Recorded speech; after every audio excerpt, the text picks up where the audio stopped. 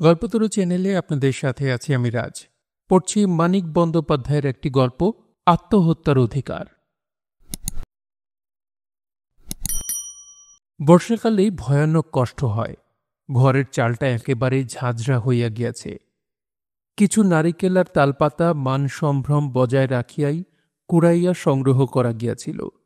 চালের উপর সেগুলি বিছাইয়া দিয়া কোনো লাভ হয় নাই।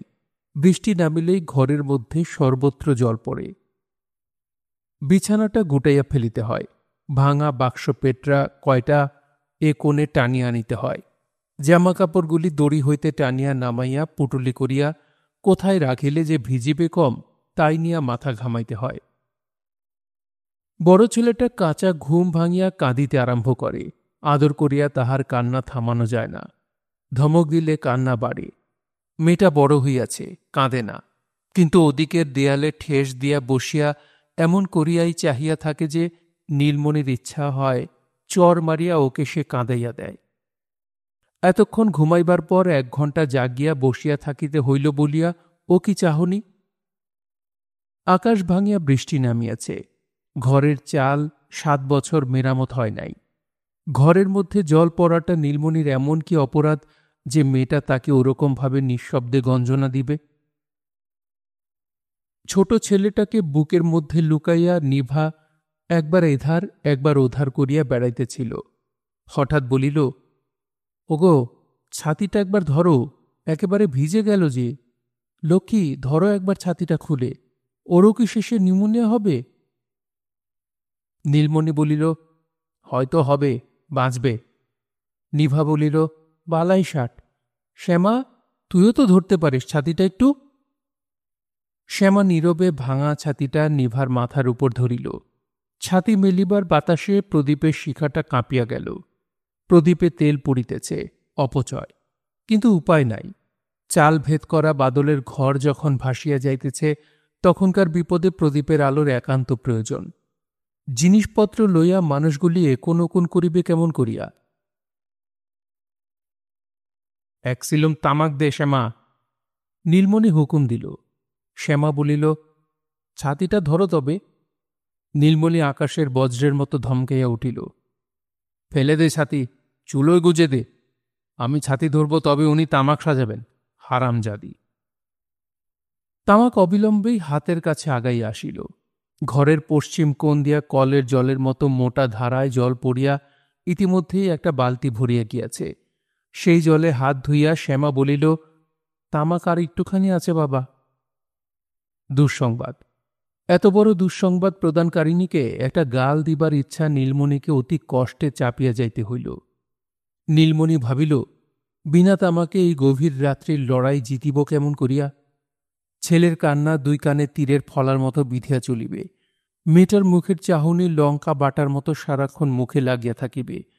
নিমুনিয়ার সঙ্গে নিভার ব্যাকুল কলহ চাহিয়া দেখিতে দেখিতে শিহরিয়া শিহরিয়া মনে হইবে বাঁচিয়া থাকাটা শুধু আজ এবং কাল নয়, মুহূর্তে মুহূর্তে নিষ্প্রয়োজন।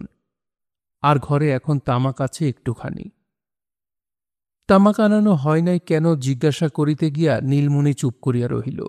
প্রশ্ন করা অনর্থক। জবাব সে পরশু হইতে নিজেই সৃষ্টি করিয়া রাখিয়াছে। পয়সা নাই। ছেলেটা বিকালে 1 পয়সার মুড়ি খাইতে পায় নাই। তামাকের পয়সা কোথা হইতে আসিবে? নিজে গেলে হয়তো দোকান হইতে ধার আনিতে পারিত, কিন্তু নীলমণি খুশি হয় এতক্ষণে ছুতা পাওয়া গিয়াছে। তামাক নেই বিকেলে বলিসনি কেন? আমি দেখিনি বাবা। দেখিনি বাবা? কেন দেখনি বাবা? চোখের মাথা খেয়েছিলে? তুমি নিজে সেজেছিলে যে। সারাদিন আমি একবারও তামাক সাজিনি বাবা। তা সাজবে কেন? বাপের জন্য তামাক সাজলে সোনার অঙ্গ তোমার ক্ষয়ে যাবে যে। নীলমণির কান্না আসিতেছিল। মুখ ফিরাইয়া সহসা উদ্গত অশ্রু সে দমন করিয়া লইল। না আছে তামাক, না থাক। পৃথিবীতে তার কি বা আছে যে তামাক থাকিলেই সব দুঃখ দূর হইয়া যাইত? বাহিরে যেন অবিরল ধারে জল পড়িতেছে না। ঘরের বায়ু যেন সাহারা হইতে আসিয়াছে। নীলমণির চোখ মুখ এত জ্বালা করিতেছিল। খানিক্ষণ হইতে তাহার হাঁটুর উপর বড় বড় ফোঁটায় জল পড়িতেছিল, টপ টপ। অঞ্জলি পাতিয়া নীলমণি গুনিয়া গুনিয়া জলের ফোঁটাগুলি ধরিতে লাগিল। সিদ্ধ করা চামড়ার মতো ফ্যাকাশে ঠোঁট নাড়িয়া সে কি বলিল, ঘরের কেহই তাহা শুনিতে পাইল না। ছেলে মানুষের মতো তাহার জলের ফোঁটা সঞ্চয় করার খেলাটাও কেহ চাহিয়া দেখিল না। কিন্তু হাতে খানিকটা জল জমিলে তাই দিয়া মুখ ধুইতে গিয়া নীলমণি ধরা পড়িয়া গেল। নিভা ও শ্যামা প্রতিবাদ করিল দুজনেই। শ্যামা বলিল, ও কি করছো বাবা? নিভা বলিল, পচা গলা চাল ধোয়া জল, হ্যাঁ গো, ঘেন্নাও কি নেই তোমার? নীলমণি হঠাৎ একটু হাসিয়া বলিল, হোক না পচা জল, চাল ধোয়া জল তু, এও হয়তো কাল জুটবে না নিভা। ইহাকে সূক্ষ্ম রসিকতা মনে করিয়া নীলমণি নিজের মনে একটু গর্ব অনুভব করিল। এমন অবস্থাতেও রসিকতা করিতে পারে, মনের জোরতা সহজ নয়। ঘরের চারিদিকে একবার চোখ বুলাইয়া আনিয়া নিভার মুখের দিকে পুনরায় চাহিতে গিয়া কিন্তু তার হাসি ফুটিল না। নিভার দৃষ্টির নির্মমতা তাকে আঘাত করিল। অবিকল শ্যামার মতো চাহিয়া আছে। এত দুঃখ, এত দুর্ভাবনা ওর চোখের দৃষ্টিকে কোমল করিতে পারে নাই, উদ্ভ্রান্ত করিয়া তুলিতে পারে নাই। রূঢ় ভৎসনা আর নিঃশব্দ অসহায় নালিশে ভরিয়া রাখিয়াছে। নীলমণি মুশড়াইয়া পড়িল। সব অপরাধ তার। সে ইচ্ছা করিয়া নিজের স্বাস্থ্য ও কার্যক্ষমতা নষ্ট করিয়াছে। খাদ্যের প্রাচুর্যে পরিতুষ্ট পৃথিবীতে নিজের গৃহকোণে সে স্বাদ করিয়া দুর্ভিক্ষ আনিয়াছে। ঘরের চাল পচাইয়া ফুটা করিয়াছে সে। তারই ইচ্ছাতে রাত দুপুরে মুষলধারে বৃষ্টি নামিয়াছে।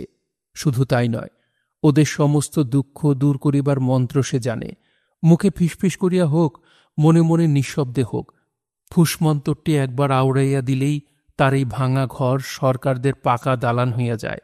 আর ঘরের কোণার ওই ভাঙা বাক্সটা চোখের পলকে মস্ত লোহার সিন্দুক হইয়া ভিতরে টাকা ঝমঝম করিতে থাকে। টাকার ঝমঝমানিতে বৃষ্টির ঝমঝমানি কোনো মতেই আর শুনিবার উপায় থাকে না। কিন্তু মন্ত্রটা সে ইচ্ছা করিয়া বলিতেছে না। ঘণ্টাখানেক এমনইভাবে কাটিয়া গেল। নিভা একসময় জিজ্ঞাসা করিল, হ্যাঁ গা, রাত কত? তা হবে 2-3 হবে। একটা কিছু ব্যবস্থা করো, সারা রাত জল না ধরলে এমনি বসে বসে ভিজব। বসে ভিজতে কষ্ট হয়, দাঁড়িয়ে দাঁড়িয়ে ভেজো। নিভা আর কিছু বলিল না। ছেঁড়া আলোয়ানটি দিয়া কোলে শিশুকে আরো ভালো করিয়া ঢাকিয়া রুক্ষ চুলের উপর খসিয়া পড়া ঘোমটাটি তুলিয়া দিল। স্বামীর কাছে মাথায় কাপড় দেওয়ার অভ্যাস সে এখনো কাটাইয়া উঠিতে পারে নাই। ছাতি ধরিয়া দাঁড়াইয়া থাকিতে না পারিয়া শ্যামা তার গা ঘেঁষিয়া বসিয়া পড়িয়াছিল। মধ্যে মধ্যে তার শিহরণটা নিভার টের পাইতে লাগিল। কাঁপছিস কেন শ্যামা? শীত করছে? শ্যামা কথা বলিল না, একটু মাথা নাড়িল মাত্র। নিভা বলিল, তবে ভালো করে ছাতিটা ধর বাবু, খোকার গায়ে ছিটে লাগছে। আঁচল দিয়া সে খোকার মুখ মুছিয়া লইল। ফিসফিস করিয়া আপন মনে বলিল, কত জন্ম পাপ করেছিলাম, এই তার শাস্তি। নীলমণি শুনিতে পাইল, কিন্তু কিছু বলিল না। মন তার সজাগ, নির্মমভাবে সজাগ, কিন্তু চোখের পাতা দিয়া 2 চক্ষে সে অর্ধেক আবৃত করিয়া রাখিয়াছে। দেখিলে মনে হয় একান্ত নির্বিকার চিত্তেই সে ঝিমাইতেছে। কিন্তু নীলমণি সবই দেখিতে পায়। তার স্তিমিত দৃষ্টিতে নিভার মুখ তেরচা হইয়া বাঁকিয়া যায়। প্রদীপের শিখাটা ফুলিয়া ফাঁপিয়া ওঠে। দেয়ালের গায়ে ছায়াগুলি সহসা জীবন পাইয়া দুলিয়া উঠিতে শুরু করে।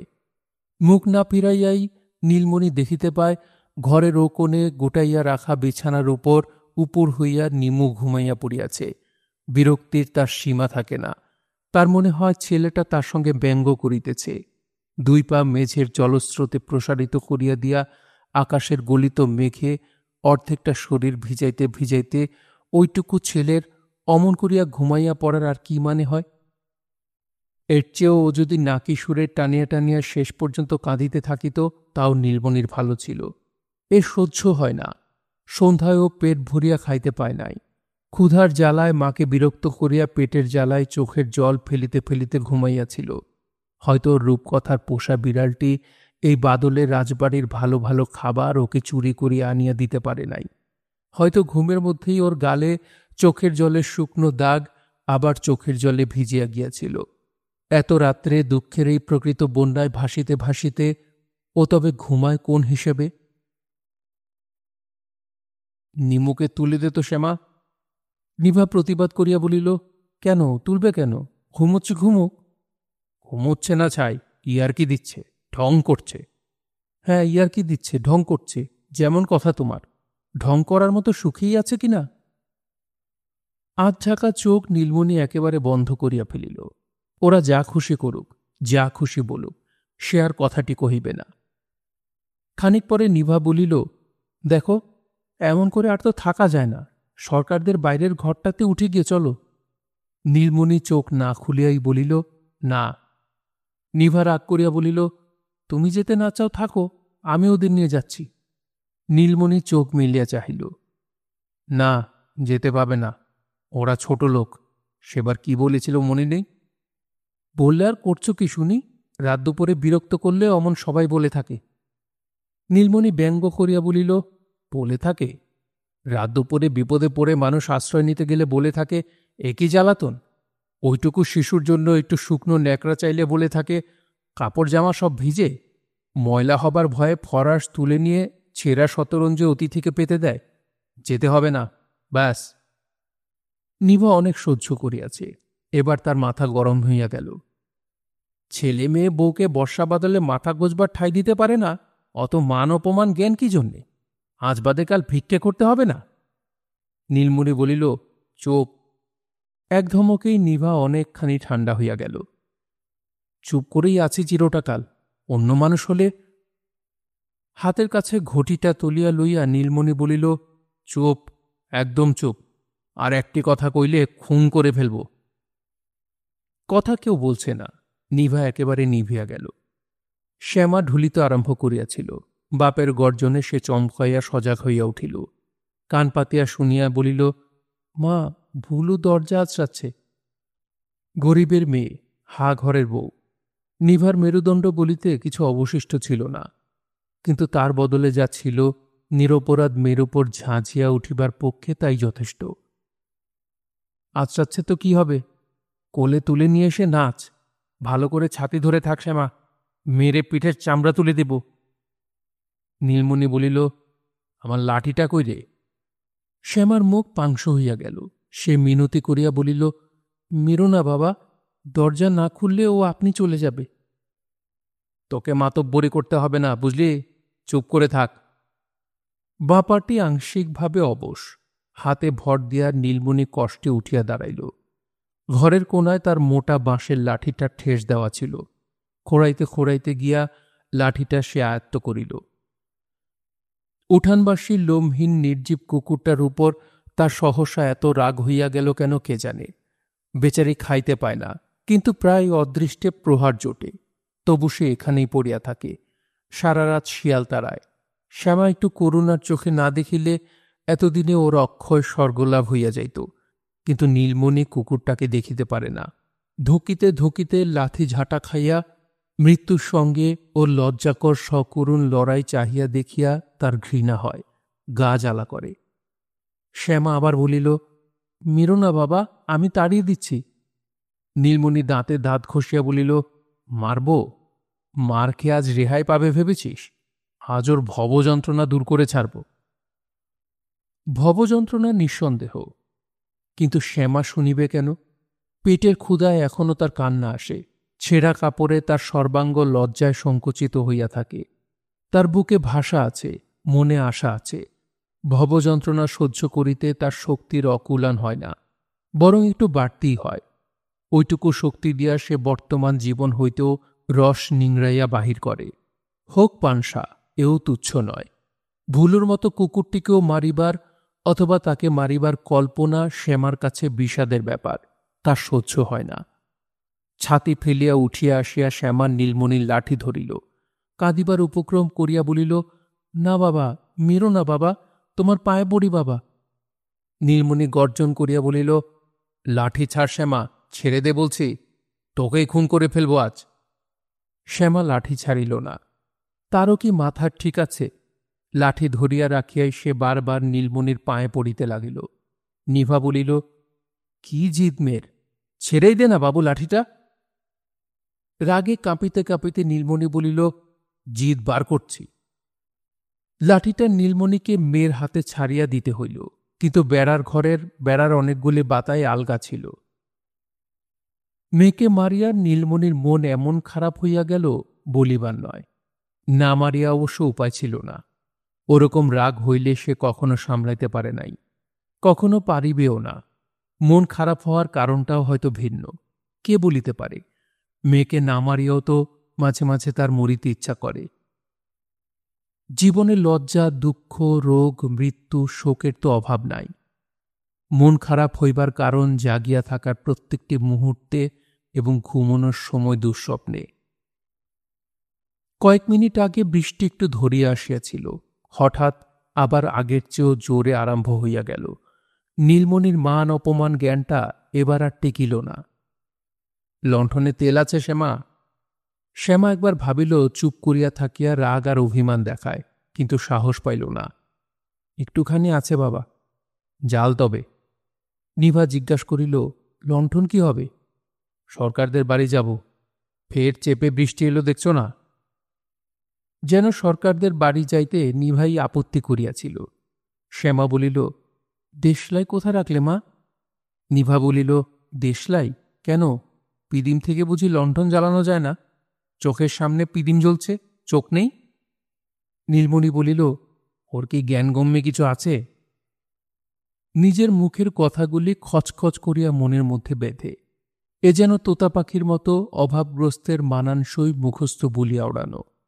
বলিতে হয় তাই বলা, না বলিলে চলে না সত্য, কিন্তু আসলে বলিয়া কোনো লাভ নাই। 7 বছরের পুরানো লণ্ঠন জ্বালানো হইল।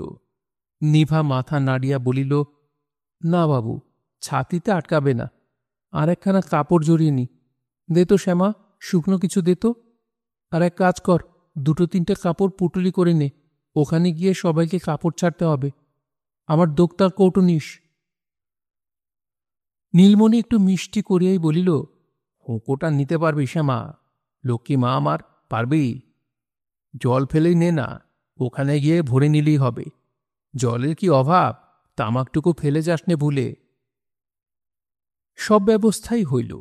নিমুর কান্নায় কর্ণপাত না করিয়া তাকে টানিয়া হ্যাচড়াইয়া দাঁড় করাইয়া দিয়া পিঠে একটা ছেঁড়া চটের বস্তা চাপাইয়া দেওয়া হইল। দরজা খুলিয়া তারা উঠানে নামিয়া গেল। উত্তরের ভিটার ঘরখানা গত বৎসরও খাড়া ছিল, এবারকার চতুর্থ বৈশাখীর ঝড়ে পড়িয়া গিয়াছে। সময় মতো অন্তত 2টি খুঁটি বদলাইতে পারিলেও এটা ঘটিত না। ভুলু বোধহয় ওই ভগ্নস্তূপের মাঝেই কোথাও মাথা গজিয়াছিল। মানুষের সাড়া পাইয়া বাহির হইয়া আসিল। তখন ঘরের দরজায় তালা লাগানো হইয়া গিয়াছে। দরজা আছড়াইয়া ভুলু সকরুণ কান্নার সঙ্গে কুকুরের ভাষায় বলিতে লাগিল, দরজা খোলো, দরজা খোলো।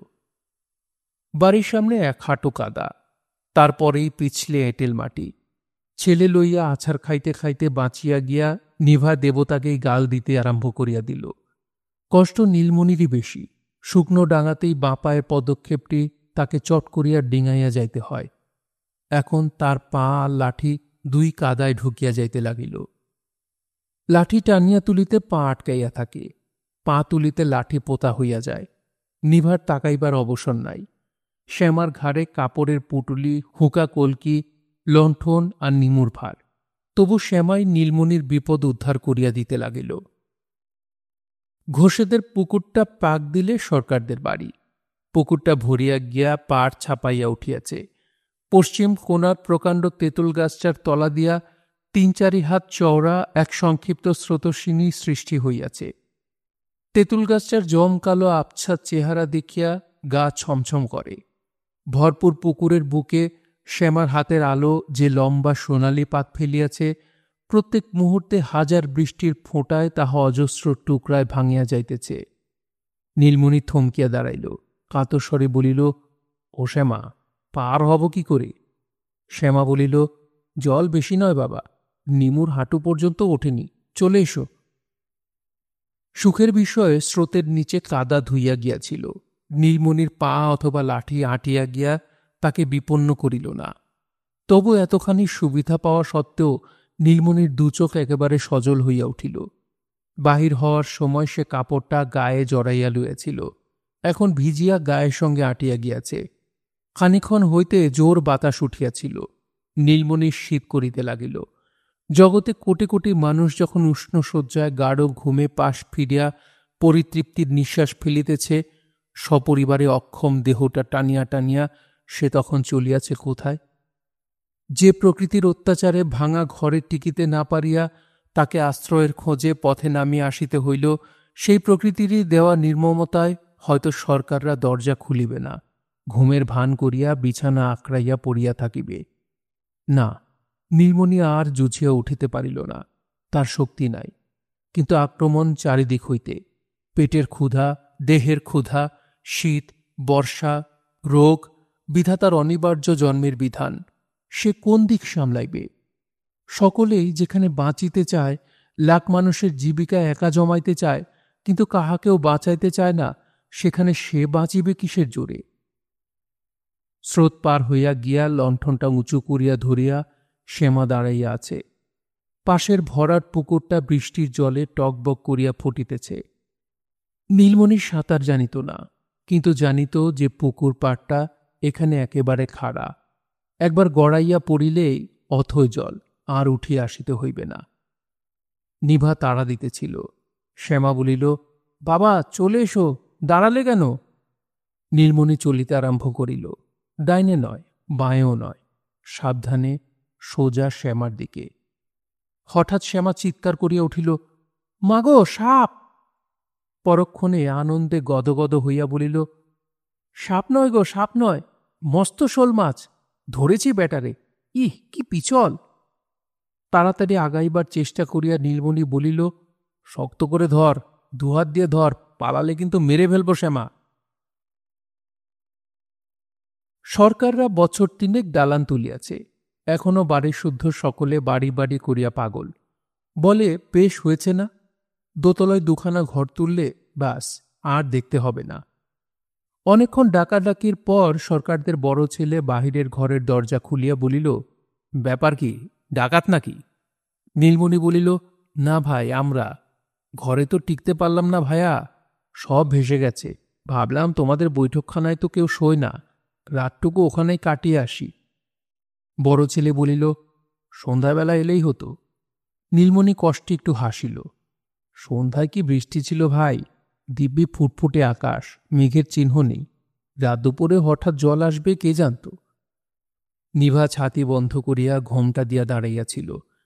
মাসিকের ছবি সদ্য স্নাতার অবস্থায় পড়িয়া শ্যামা লজ্জায় মা রঙ্গে মিশিয়া গিয়াছে। নিভার এটা ভালো লাগিতেছিল না, কিন্তু বড় ছেলের সামনে কিছু বলিবার উপায় নাই। বড় ছেলে বলিল, বেশ থাকুক, কিন্তু চৌকি পাবেন না, চৌকিতে আমার পিষে শুয়েছে, আপনাদের মেঝেতে শুতে হবে। তা হোক ভাই, তা হোক, ভিজতে না হলেই ঢের। একখানা কম্বল টম্বল ও কোণে চট আছে। বড় ছেলে বাড়ির মধ্যে চলিয়া গেল। নীলমণি ঝাঁঝালো হাসি হাসিয়া বলিল, দেখলে, তখনই বলেছিলাম শুধু মারতে বাকি রাখবে। নিভা বলিল, ঘরে যে থাকতে দিয়েছে তাই ভাগ্যি বলে যেন। নীলমণি তৎক্ষণাৎ সুর বদলাইয়া বলিল, তা ঠিক। ঘরে অর্ধেকটা জুড়িয়া চৌকি পাতা, বড় ছেলের পিষে আগাগোড়া চাদর মুড়ি দিয়া তাহাতে কাত হইয়া শুইয়া আছে। শ্যামা লণ্ঠনটা মেঝেতে নামাইয়া রাখিয়াছিল বলিয়া চৌকির উপরে আলো পড়ে নাই। তবু এবারের আত্মীয়কে ফরাস তুলিয়া লইয়া শুধু শতরঞ্জির উপর শুইতে দেওয়া হইয়াছে, এইটুকু টের পাইয়া নীলমণি একটু খুশি হইল। বড় ছেলের পিষে, আপনার লোক, সে যদি ওরকম ব্যবহার পাইয়া থাকে, তবে তারা যে লাথি ঝাঁটা পায় নাই, ইহাই আশ্চর্য। চারিদিকে চাহিয়া নীলমণির খুশির পরিমাণ বৃদ্ধি পাইল। সুখসজ্জা না জুটুক, নিবাত শুষ্ক মনোরম আশ্রয় তো জুটিয়াছে। ঘরের এদিকে একটি মাত্র ছোট জানলা খোলা ছিল। নিভা ইতিমধ্যেই সেটি ভালো করিয়া বন্ধ করিয়া দিয়াছে। বাস, বাহিরের সঙ্গে আর তাদের কোনো সম্পর্ক নাই। আকাশটা আজ এক রাত্রেই গলিয়া নিঃশেষ হইয়া যাক, ঝড় উঠুক, শিল পড়ুক, পৃথিবীর সমস্ত খড়ের ঘরগুলি ভাঙিয়া পড়ুক, তারা টেরও পাইবে না। নীলমণির মেজাজ যেন ম্যাজিকে ঠান্ডা হইয়া গিয়াছে।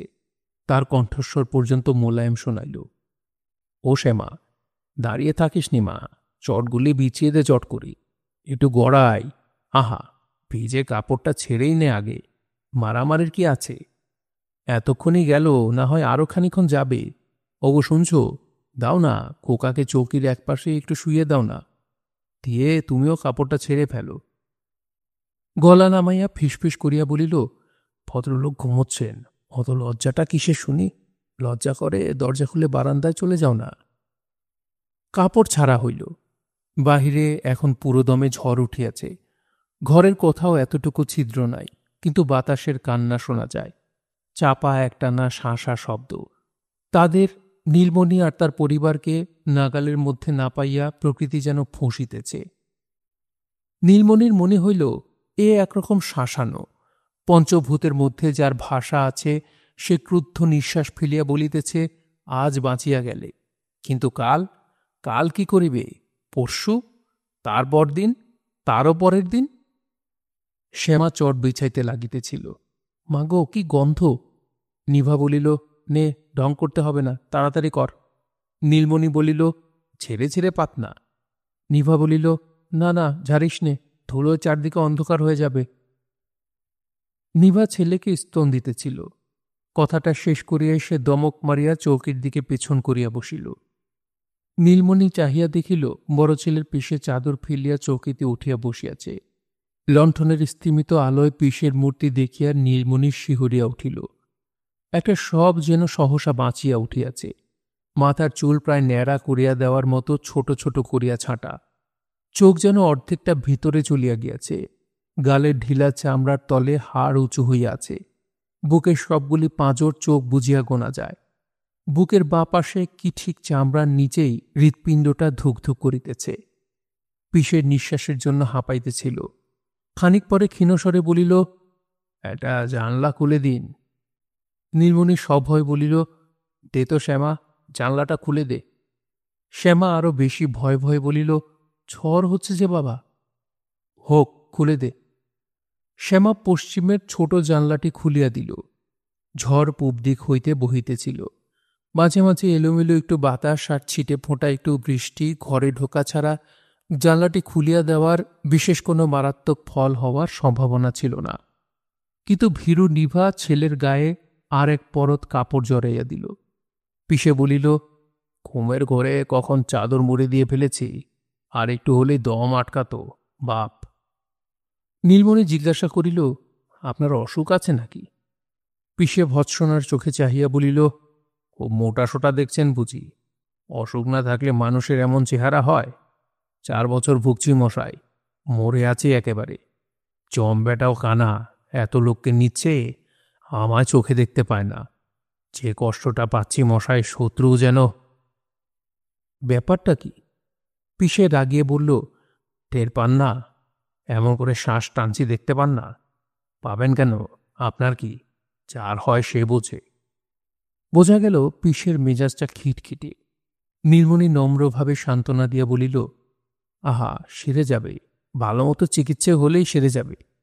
পিসে বলিল, সারবে, আম কাঠের তলে গেলে সারবে। চিকিৎসার কি আর কিছু বাকি আছে মশাই? ডাক্তার কুবরেজ জল পড়া কিচ্ছুটি বাদ যায়নি। আর 4 বছর ডাঙায় তোলা মাছের মতো খাবি খাচ্ছি, কোনো বেটা সারাতে পারল? কথার মাঝে মাঝে পিসে হাঁপড়ের মতো শ্বাস টানে। একবার থামিয়া গিয়া ডাঙায় তোলা মাছের মতোই চোখ কপালে তুলিয়া খাবি খায়। নীলমণির গায়ে কাঁটা দিতে লাগিল। বাতাস, পৃথিবীতে কত বাতাস, তবুও ফুসফুস ভরাইতে পারে না। অন্নপূর্ণার ভাণ্ডারে সে উপবাসী। 50 মাইল গভীর বায়ুস্তরে ডুবিয়া থাকিয়া ওর দম আটকাইল। পিসে বলিল, কি করে জানেন? বলে, ভয় কি, সেরে যাবে। বলে, সবাই টাকা নেয়, চিকিৎসা করে। শেষে বলে, না বাপু, তোমার সারবে না, এইসব ব্যারাম সারে না। আমি বলি, ওরে চোর ডাকাত ছুঁচোর দল, সারাতে পারবি না তো মেরে ফেল, দে মরবার ওষুধ দে। উত্তেজনায় পিসে জোরে জোরে হাঁপাইতে লাগিল। নীলমণি কথা বলিল না।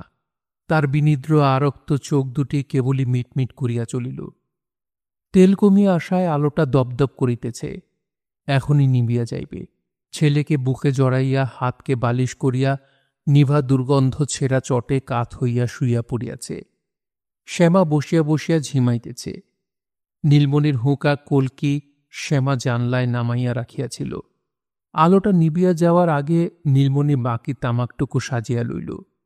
তারপর ঠেস দিয়া আরাম করিয়া পিসের শ্বাস টানার মতো শাঁ শাঁ করিয়া জলহীন হুঁকায় তামাক টানিতে লাগিল।